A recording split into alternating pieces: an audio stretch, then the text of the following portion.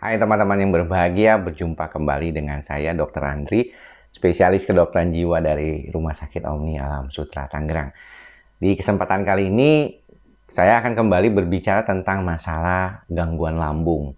Gangguan lambung, GERD, yang berkaitan dengan masalah kecemasan, atau mungkin teman-teman membuat istilah baru, yaitu GERD anxiety.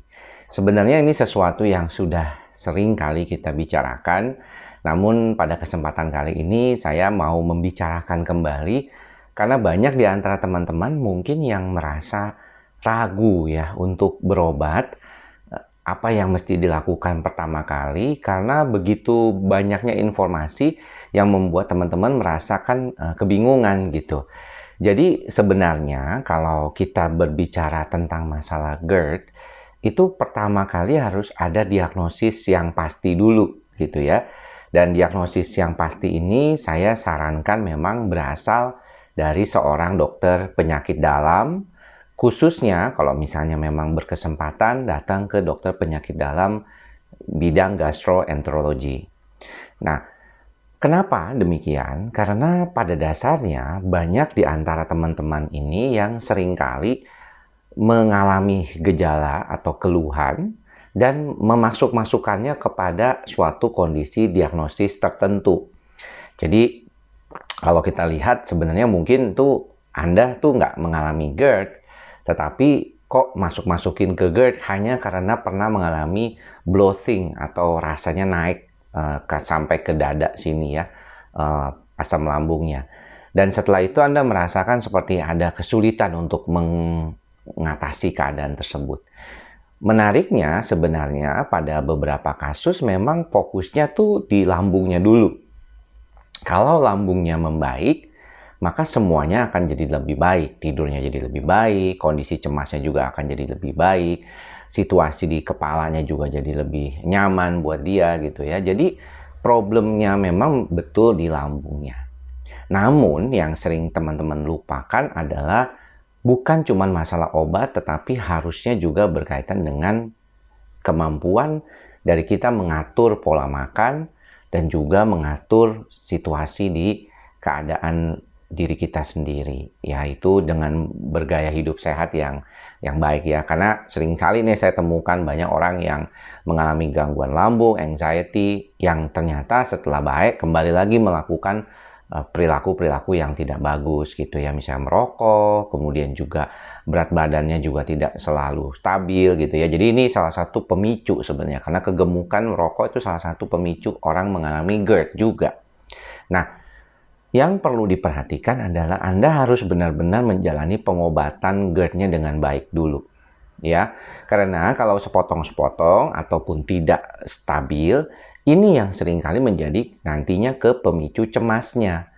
Jadi bagaimana kita mengobati GERD anxiety ini sebenarnya bermula dari perbaikan di GERD-nya dulu nih, kalau GERD anxiety. Kecuali Anda ini mengalami gangguan cemas lambung yang berdampak kepada gejala lambung gitu. Jadi cemasnya ini disebabkan sesuatu yang memang problemnya memang gangguan kecemasan menyeluruh ya, bukan masalah lambung. Karena kelihatan kok nantinya. Ketika diberikan pengobatan untuk lambungnya, Anda ya baik-baik saja sistem saraf pusatnya. Nggak ada problem yang terlalu berarti gitu ya setelah itu. Tapi kenapa cemasnya masih dominan? Nah, kalau kita runut ke belakang tuh kadang-kadang saya suka mencoba mengatasi keadaan ini dari sisi bagaimana kita merunut dari depan sampai belakangnya. Ternyata banyak di antara kita itu yang memang sudah mengalami masalah kecemasan sebelumnya, bahkan sebelum kondisi itu terjadi. Ya, jadi sebelum masuknya GERD-nya terjadi. Jadi kalau kita lihat itu udah panjang banget. Nah, ini kedepannya tuh untuk membantu. Jadi pengobatan GERD-nya masuk, kemudian juga Anda bisa lebih stabil, dan kemudian Anda bisa lebih cemasnya berkurang. Ini sebenarnya yang menjadi tujuan dari segala macam istilahnya kalau kita bilang tuh pengobatan untuk masalah-masalah yang berkaitan dengan masalah kecemasan dan GERD. Karena kalau misalnya kita cuma sepotong-sepotong, ngebenerin GERD-nya doang, ngebenerin lambungnya doang, ngebenerin cemasnya doang, hasilnya tuh nggak terlalu baik. Makanya daripada itu kita berharap bahwa teman-teman tuh melakukan suatu proses ya dalam perbaikannya. Karena kadang-kadang ketemu sama temen, ngobrol-ngobrol, wah kayaknya sama nih penyakit saya nih sama kamu nih. Terus kemudian ya coba-coba aja gitu ya pengobatan dari teman kita yang sudah berhasil. Namun ternyata kita beda.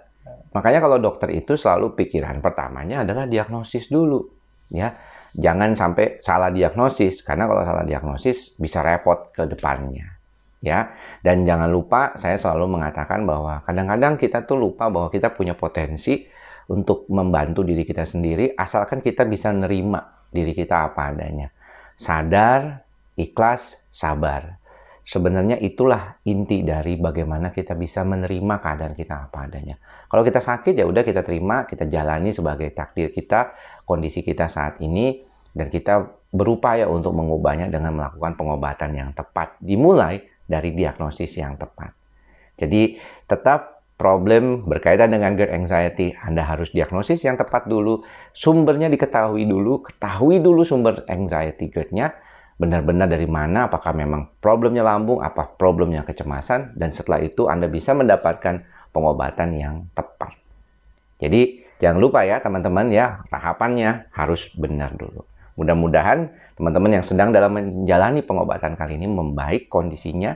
Dan saya ingatkan bahwa bulan Ramadan ini memang banyak pasien-pasien yang menjadi jauh lebih baik karena puasa Ramadannya begitu luar biasa, membantu dan membawa perubahan kepada teman-teman.